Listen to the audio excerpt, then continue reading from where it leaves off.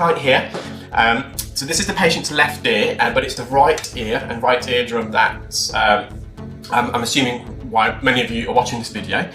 But we're just in the left ear first, just using an ear hook, just got in behind this lump of dry hard wax and extracted that out of the ear canal. And that's the patient's left eardrum, so that's more or less normal, it's intact. And we're now going to show you the right ear. So there's this ear, the patient had been using some drops, so the wax is a bit more soft and wet, hence why I've used the suction probe for the micro suction. There's also no opening for me to insert an ear hook or job something in behind the wax to extract it. And you'll see, once I remove this wax, this patient's eardrum was more or less about to pop. It was really inflated. It had excessive middle ear pressure. So behind the eardrum, you've got the middle ear cavity.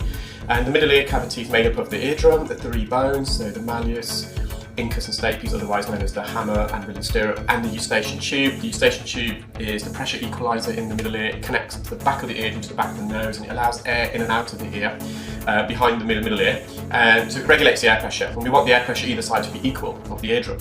Now, in this case, the patient had excessive pressure behind the eardrum. There's no middle ear fluid, there's no glue ear. I did tympanometry just to assess this. If you've got fluid behind the eardrum, that can cause the eardrum to also bulge.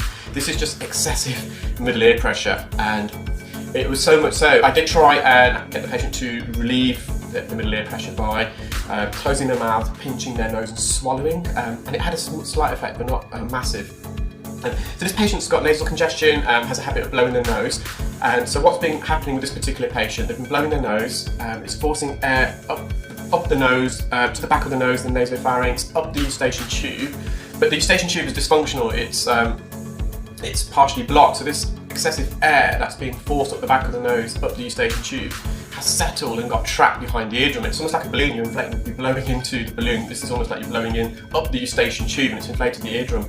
And it's almost on the verge of popping. You can see there's two big bulges, one at the top, one at the bottom. The bigger one at the bottom is the bigger mass. And here's a still image, you can see the two there. So I've given some patients some treatment for